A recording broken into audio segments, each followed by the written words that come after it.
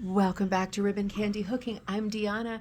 This is our first wake up in New York, and we are having busy times. But I have managed to do so much on what am I going to call this? Farewell? No, yeah, Farewell, Sir Spruce. I think that's its name.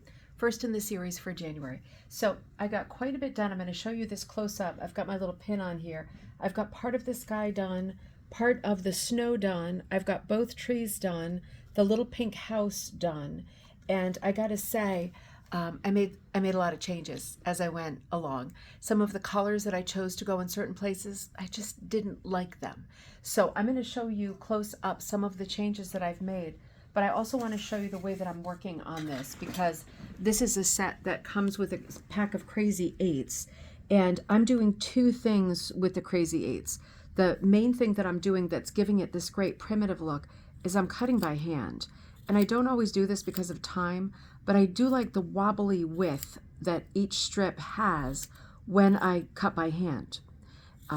It makes a big difference for me to the primitive look. Now, if I was at home, I'd be tempted to put this through my Sizzix or through under a rotary cutter kind of a thing, you know. But here, I've only got my number 5 Bliss over here and my pair of scissors. And I'm really enjoying, if you can see some of the texture here, I'm really enjoying the uneven way that this is meant to look. This is a primitive design. This is not a fussy design at all. This is not a complicated design. This is a primitive, meaning it's a wide cut. I'm just cutting it by eye, as you can see, but if I were to guess the average cut I've got going here, I would say 8 to 9. With a few number 5s with my Bliss cutter there. Some of your strips in this kit, if you get it as a kit, will be pre-cut to 5 for small areas like the mouse's eye, like the mouse's nose, like the mouse's smile, stuff like that. But in general, I'm kind of fooling around in the background. And what in the sky, I originally intended to put this piece that went from white to coral, and I just didn't like it in the end. I just felt like the green was a bit of a mixed green. The white is this really soft white with lots of soft colors in it. And I just did not want another kind of warmy pinky color. So I'll probably save that piece. I'll put a different Crazy 8 in. I might just do like a solid white or yellowy white, like a buttermilk. We'll see. So as I've been going along, I've got this upside down. You can see I'm hooking as I go, kind of deciding what I want to do next, deciding on colors as I go. You know, whenever I get into a sky, I cannot help but feel the Van Gogh pull, right? And I think like, oh boy, do I ever want some swirly swirls, right? And then I end up doing stuff like this into circles, and I manipulate it as I go. And if you're a beginner, I've got, thousands of videos on the channel that show you how to do turns and curves and stops and all that stuff.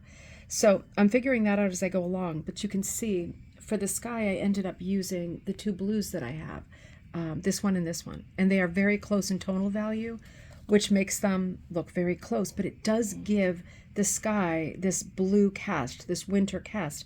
I had little gaps as I made my swirls. And as I saw those gaps, I thought, oh, I was planning on filling them in with the 2 blues. But in the end, I started filling them in with this stuff, with the white in the pack, right, with a little bit of rainbow.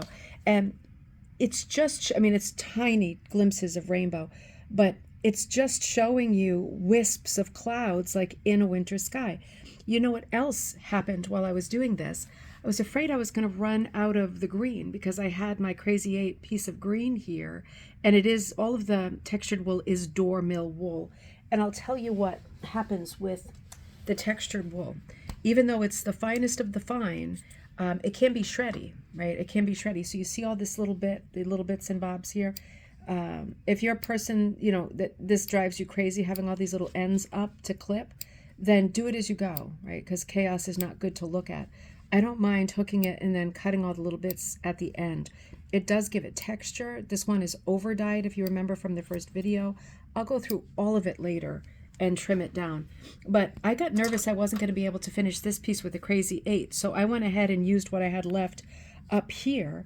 And you see it did make some gaps. And I thought, okay, I'm going to have to do extra of the green. And then I thought, wait a minute, Same premise as the sky.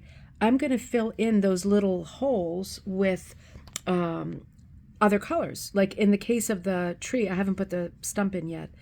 In the case of the tree, like the blues and the whites from behind it, because the tree would have a little bit of snow, or you'd be able to see through it a little bit.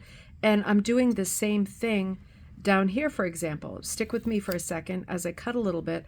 I was thinking about, because I did blow through all of my green, I was thinking, how would it look to, and I want to do different widths as I do this hand cutting, so I can look at my strip and I have some options, you know. I was thinking, ooh, and I want color side up. If you like less colorful, then do color side down, but I like more colorful. So let's see, there's a gap right here. Is this going to work? The fallen tree is on the snow. Sir Spruce is down. He's been deposited, right? He's served his purpose. He's brought his joy, and he is being recycled into the world, dust to dust. And here he is on the ground. And if I fill in the spots that are not, I mean, you know, I pack stuff like crazy, but I was trying not to pack, and there are gaps, and they're not super noticeable, but I know they're there. What if I fill those gaps in with the white from behind? Like with the sky, am I going to like the way that that looks? And we won't know until I do it. Let's see, I got a little piece there, and I might have to open some pieces up if I do love this idea.